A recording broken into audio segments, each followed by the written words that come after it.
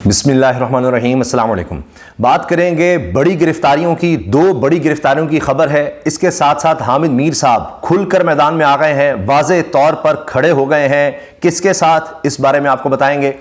और अब यह बात की जा रही है कि अब दरिंदे शामिल हो रहे हैं नून लीग के अंदर। दरिंदे बाकायदा, ये खबरें जो चल चुकी हैं इन लोगों के बारे में वो भी आपको दिखाऊंगा। क्यों कहा जा रहा है कि जी मॉडल टाउन साने के बाद अब यह हाल होगा कि औरतों को कैद रखने वाले, औरतों पर जुल्म करने वाले जो लोग हैं वो अब नून लीग में ही शामिल होंगे। ये क्या किस्सा है। फिर राना सनाउल्लाह साहब, जिनको मरियम नवाज साहबा कहती हैं जी वो तो एक कोई खौफ की अलामत है, वो दहशत की अलामत है, वो हकीम है, वो ये कर देंगे वो कर देंगे। उन्होंने मिन्नतें तरले क्यों शुरू कर दी हैं? क्यों मिन्नतें समाजते कर रहे हैं कि देखें, दर्दमंदी से सोचें, दर्दमंदाना तरीके से आपसे गुजारिश है। ये वो किससे गुजारिश कर रहे हैं, इसकी भी बात होगी, वो खबर भी आपसे शेयर करेंगे। इसके साथ साथ जनाब एक दलेर लड़की, एक दलेर लड़की ने पुलिस के होश उड़ा दिए हैं, होश उड़ा दिए हैं। वो क्या मामला है, खत एक है, उसमें क्या लिखा है इसने, वो भी मैं आपके सामने रखूंगा। वो खत भी आपको पढ़कर सुनाऊंगा, बड़ा मुख्तसर, बड़ा जामे है। इसके साथ साथ जनाब जज हुमायूं दिलावर, जिन्होंने इमरान खान के खिलाफ तोशाखाना का फैसला दिया था, उनकी तरह ही अब लग रहा है कि इस्लामाबाद हाई कोर्ट के चीफ जस्टिस आमिर फारूक साहब भी मुश्किल में आ रहे हैं। क्योंकि अब बड़े अहम लोग, बड़े बड़े लोग, वो उन पर ऐसे तनकीद कर रहे हैं कि आदमी हैरान हो जाता है कि ये अब सिलसिला क्या चल निकला है, ये क्या हो गया है, ये क्यों जस्टिस आमिर फारूक साहब ने इस तरह के काम शुरू कर दिए हैं जो आज से पहले किसी पाकिस्तान की तारीख में किसी चीफ जस्टिस ने किए, किसी जज ने नहीं किए। शायद दुनिया की तारीख में ये अनोखा काम होगा कि वो अब नया काम शुरू कर रहे हैं। ये सब कुछ क्या है, ये हम आज इस वीडियो में बात करेंगे। सबसे पहले जनाब दो जो गिरफ्तारियां हैं उनके हवाले से मैं आपसे अर्ज कर दूं। पीपी 231 विहाड़ी से तहरीके इंसाफ के ticket holder Khalid Nisar Dogar advocate गिरफ्तार हो गए हैं। अच्छा, ये भी कहा जा रहा है रूपोश थे, अब जो भी वजह थी, अभी टिकट होल्डर थे, तो ये कोई कौंसल लेवल का या वैसे कोई आम आदमी नहीं, ये बाकायदा पीपी 231 विहाड़ी से तहरीके इंसाफ के टिकट होल्डर हैं खालिद निसार डोगर एडवोकेट। ये गिरफ्तार हो गए हैं और इनकी ताज़ा तस्वीर भी नजर आ रही है, पुलिस भी साथ खड़ी है। इसके साथ साथ जनाब एक दूसरी गिरफ्तारी की खबर इस्लामाबाद से है। साबिक वजीर मवासलात पंजाब आसिफ नकई को इस्लामाबाद से गिरफ्तार कर लिया गया है। तो ये दो बड़ी गिरफ्तारियां हुई हैं। ये तहरीक इंसाफ से ताल्लुक़ रखने वाले बंदे हैं जिनकी ये गिरफ्तारियां हुई हैं। तो लिहाजा अब जाहिर है कि ये नजर आएगा जी ये गिरफ्तारियां हो रही हैं तो अब मुश्किलात हैं तहरीक इंसाफ के लिए, उनके लिए मुश्किल है। लेकिन माजी में अपनी तनकीद से, और अब भी वैसे तो करते हैं हामिद मीर साहब, तो वो तहरीक इंसाफ को मुश्किल में डालने वाले अब हामिद मीर साहब क्या कह रहे हैं वो भी ज़रा सुनिएगा। किस तरह वाज़े तौर पर अब वो बता रहे हैं कि जनाब ये ऐसे मामला नहीं चल सकते। और फिर जब पूछा जा रहा है उनसे एक प्रोग्राम में कि जी ये जो भी ज़ाहिर है जोड़ तोड़ हो रहा है, इसके बाद अब नज़र आता है जी तहरीक इंसाफ तो बड़ी कमज़ोर हो जाएगी और उसके लिए बड़ी मुश्किलात हैं, तो किस तरह जनाब तहरीक इंसाफ आगे चलेगी। तो जब ये सवाल हुआ तो उस पर हामिद मीर साहब ने जवाब दिया कि जी इस्तेहकाम पाकिस्तान पार्टी हो या परवेज़ खटक हैं और महमूद ख़ान हैं, इनकी जमात हो जो पाकिस्तान तहरीक इंसाफ पार्लियामेंट्रीन बनाई है, तो ये सब असल में बनाए इसलिए गए हैं कि जी वोट तोड़ेंगे ये तहरीक इंसाफ का, तो और ये क्या खुद भी जीत सकते हैं। शौकत पराचा साहब ने आज न्यूज़ पे सवाल किया, तो इस पर हामिद मीर साहब ने आपसे नहीं क्या जवाब, गलतफहमी निकाल दें। हाँ। देखिए वाज़े कहा हामिद मीर साहब ने, गलतफहमी निकाल दें कि ये जो जमातें हैं जिनका काम यह है कि जी आप बस किसी तरह से तहरीक इंसाफ के वोट तोड़ने हैं, बाद में जाके हम आपको नून लीग में शामिल करवा देंगे, जो भी है अभी इसलिए नहीं करवा रहे कि सारे ही नत्थी हो रहे हैं नून लीग से, तो कुछ तो लगे कि अलग है, तो लोग वरना सारे ही जो हैं वो तहरीक इंसाफ की तरफ रहेंगे, जाएंगे। तो ये जो कोशिश थी इस पर हामिद मीर साहब जवाब दे रहे हैं और बड़ा वाज़े बता रहे हैं कि इमरान खान ने जेल में क्या तैयारी की हुई है। खान साहब जो है उनके दौरे हुकूमत में मेरे पे पाबंदियां लगी, उन्होंने अपनी पार्टी का जो सोशल मीडिया सेल है उसके जरिए मेरे पे उन्होंने पता नहीं क्या क्या इल्जाम लगाए, उस बहस को छोड़ दें। जी भाईजान, ये बताना चाह रहे हैं कि मुझ पे बहुत कुछ प्रेशर आया, ये सारा कुछ हुआ है, तो मैं ऐसी ये बात नहीं कर रहा, मैं कोई इमरान खान का हामी नहीं हूं। ये वो बात वाज़े करना चाह रहे हैं कि इमरान खान के दौर में मुझे पे बड़े मुश्किल वक्त आए थे, लेकिन वो कहते हैं मैं बात वाज़े करूंगा। ये सुनिएगा। तो सहाफी है ना, उसका काम काम ये होता है कि जो ग्राउंड रियलिटी है वो उसको समझे और सूरत हाल का दुरुस्त तजिया करे। तो जो मेरा तजिया है उससे हो सकता है आप इत्तेफाक ना करते हो, लेकिन मेरा एक ख्याल है कि परवेज खटक सिखा भी रहे हैं कि फिर साफी का काम क्या है, दुरुस्त तजिया करे। साहब हों या जहांगीर तरीन साहब हों या कोई और हो, पीटीआई का वोट बैंक ये नहीं तोड़ सकते। आप बैलेट पेपर से बल्ले का निशान गायब कर दें, आप पीटीआई जो है उसको बतौर पार्टी इलेक्शन में हिस्सा लेने से रोक दें। इससे बड़ी क्या बात होगी? ना बल्ला ना तरीके इंसाफ, बैन, सब खत्म। तो फिर भी जहांगीर तरीन या परवेज खटक और दीगर इनका क्या हाल होगा? इमरान खान ने जेल में बैठ के भी एक स्ट्रेटजी तैयार की हुई है और वो स्ट्रेटजी मेरे तक पहुंची है इमरान खान के एक बहुत करीबी वकील के जरिए। और इमरान खान ने इमरान खान के बहुत करीबी वकील के जरिए मुझ तक स्ट्रेटजी पहुंची है, और उस स्ट्रेटजी क्या है वो सुनिए। मुझे पूरे पाकिस्तान से डेडिकेटेड और कमिटेड उनकी एक लिस्ट बना के दें और वो वकील ऐसे हों कि जो के दबाव में आए और दबाव में आके वो इधर उधर ना हो, नजरियाती लोग हों। और आप 200 वकील आप तो ले तो आएंगे, उन्होंने कहा जी हम ले आएंगे 200 वकील बस लाने ऐसे। तो उन्होंने कहा जी ये अगर मेरी पार्टी के पास कोई बल्ले का निशान भी ना हो और मेरी पार्टी का जो झंडा है वो भी कैंपेन में इस्तेमाल करने की इजाजत ना हो, तो ये 200 बंदे जो हैं, 200 नए बंदे वकील जो है इंसाफ लॉयर्स फोरम के हैं या नहीं है ये जरूरी नहीं है। वो इंसाफ लॉयर फोरम के हो कहीं से भी हो, बस डटे रहने वाले हों। 200 बंदे ऐसे चाहिए बस, ऐसे वकील। वो होने चाहिए पढ़े लिखे कमिटेड लोग, जमहूरियत और आइन के लिए हर किस्म की लड़ाई लड़ने के लिए तैयार हों। और उसमें मैं प्लस कमिटेड, जमहूरियत की लड़ने वाले, खड़े होने वाले कर दूंगा कुछ अपनी पार्टी के जो बच जाएंगे, जो लोग मेरे साथ खड़े होंगे। तो आपने इनको कहना है कि भाई ये एक इमरान खान की अप्रूव्ड लिस्ट है, ये उसके उम्मीदवार हैं और इनको आपने वोट देना है। निशान उनको वो कह रहे हैं कि जी वो लोग होंगे और जो बच जाएंगे, जो साथ खड़े रहेंगे, उन 200 लोगों में, उन वकला में, उन लोगों को भी शामिल कर दिया जाएगा और फिर सबको पैगाम दिया जाएगा ये है हमारे लोग। कोई भी मिले तो इमरान खान साहब तो स्ट्रेटजी बना के बैठे हुए हैं, वो पूरी कोशिश करेंगे कि बल्ले का निशान हो या ना हो और तहरीक इंसाफ को बतौर पार्टी शमूलियत की इजाजत मिले या ना मिले। लेकिन उन्होंने 200 वकील जो है ना उसको इलेक्शन में खड़ा कर देना है और किसी ना किसी तरीके से सोशल मीडिया के जरिए, इंटरनेशनल मीडिया के जरिए उन्होंने वोटर को पैगाम दे देना है कि जनाब फलां हल्के में ये बंदा जो है ना ये है मेरा उम्मीदवार। उन्होंने मीडिया के जरिए पैगाम दे देने और सब तक पहुंच जाएगा। अब तो व्हाट्सएप पर, वैसे मीडिया में, हर तरफ होगा कि ये आदमी है। आप बल्ले का निशान अगर नहीं रहा बैलेट पेपर, कोई बात नहीं, ये खड़ा है, ये हमारा उम्मीदवार है, उसका आजाद उम्मीदवार के तौर पर कोई भी निशान हो सकता है।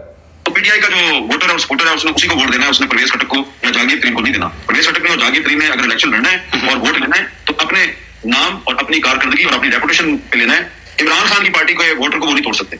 तो उनकी रेपुटेशन जनाब क्या होगी? पार्टी में या परवेज खटक साहब की पीटीआई पार्लियामेंट सवाल ये जो था शौकत बराचा साहब का, वो मैंने आपको बता दिया कि जी क्या ये पार्टी जो हैं ये इमरान खान का वोट तो तोड़ेंगी, लेकिन क्या ये जीत भी सकते हैं? तो उस पर हामिद साहब ने कहा जी सोचिएगा भी नहीं। अच्छा, इसके साथ जनाब अब गुजारिश ये है कि मैंने आपसे कहा था कि मैं आपके सामने रखूंगा कि नून लीग में दरिंदे किस तरह से आ गए हैं। अब ये है जनाब सरदार अब्दुल रहमान खेतरान, ये अब नून लीग में शामिल हुए हैं। अली आरिफ ने इस चीज़ को ट्वीट किया है। ये ब्रॉडकास्ट जर्नलिस्ट हैं, एंकर हैं, समा टीवी, दुनिया न्यूज़, वक्त टीवी में काम कर चुके हैं। इन्होंने बाकायदा एक पुराना क्लिप शेयर किया है जियो न्यूज़ का, जिसमें मंसूर अली खान साहब खबरें सुनाते हुए, खबरें बताते हुए एक कह रहे हैं कि जनाब इनके वहाँ से निजी जेल से 5 लोग बाजियाब हुए हैं, पुलिस ने किए हैं, 20 लोगों को गिरफ्तार किया है। ठीक है, निजी जेल जिन लोगों की थी बाजियाब कराने का दावा किया है। ये जनाब निजी जेल में जो लोगों को रखते थे, आप सोचिए वो नून लीग में जा रहे हैं। इसी तरह इसके साथ साथ इसी नौजवान साफी ने एक और ट्वीट भी की है इन एंकर ने। ये अली आरिफ लिखते हैं, बारखान कत्ल, मां और 2 बेटों की लाशें कुएं से बरामद हुई, निजी जेल से सैकड़ों लोगों को पुलिस ने रिहा करवाया और अब इस कातिल हैवान को मॉडल टाउन के कातिलों ने अपनी जमात में ले लिया है। कोई हैरत हुई? ये जनाब ये नौजवान ये बात कर रहा है। तो आप बताइए आपको कोई हैरत हुई या नहीं? इस पर आपकी क्या राय है? अपनी राय का इज़हार आप जरूर कीजिएगा कमेंट सेक्शन में। अच्छा, अब आ जाइए जनाब राना सनाउल्लाह साहब की मिन्नत समाजत पर, जिस पे एक तरफ उनका बयान था कि जनाब 140-41 जो सीटें हैं पंजाब से कौमी असम्बली की, वहां से हम 120 सीटें हासिल करेंगे, ये राना सनाउल्लाह साहब ने दावा किया। लेकिन साथ ही क्या बयान दिया? हम आवाम से दर्दमंदी से अपील करते हैं, दर्दमंदी से कि मामलात को देखें, समझें और सोचें। हम दर्दमंदी से अपील कर रहे हैं कि आप जरा सोचें, समझें मामलात को। यानी इनकी हालत इतनी पतली है कि अब ये इस तरह से कह रहे हैं हमारी हालत समझें, दर्दमंदी से देखें, क्योंकि ये जो सर्वेस करवा रहे हैं उनमें पता लग रहा है कि कहानी नहीं बन रही, सारा कुछ करके भी वोट नहीं मिल रहे। मुलाकातें हो रही हैं, अमरीकी सफ़ीर से भी मुलाकात, बरतानवी सफ़ीर से भी हो रही हैं, इलेक्टेबल्स भी आ रहे हैं, इदारे भी हैं, हुकूमत भी है, सारा कुछ है, पैसा दौलत सब है, सब चीज़ें हैं, लेकिन वोटर नहीं है। तो बाकी जगह तो हमने सारा काम चला लिया, अपने मुकाबले पे लोगों को गिरफ्तार करवा दिया, सारा कुछ किया, छापे मरवाए, वो सब। लेकिन अब बाकी लोग जो हैं, ये 24 करोड़ अवाम, इससे क्या करें? उनसे अब तरले मिलते हैं कि जनाब आप दर्दमंदी से हम आपसे कह रहे हैं, ज़रा समझें मामलात को, हमारी हालत बड़ी पतली है, वोट हमें किसी तरह आप कर दें। जो ख़त का मैंने जिक्र किया वो है जी सनम जावेद का, पंजाब पुलिस के काबिल अफसरान के नाम ख़त, और ये बहुत से साफ़ियों ने शेयर किया है। उसमें वो लिखती हैं, ये दरख्वास्त मैं अपने अजीम काबिल तफ्तीशी अफसरान के नाम लिख रही हूँ। मुअद्दबाना गुजारिश है कि मेरा मोबाइल iPhone 13 Pro Max भी 8 माह पहले चोरी हो गया था।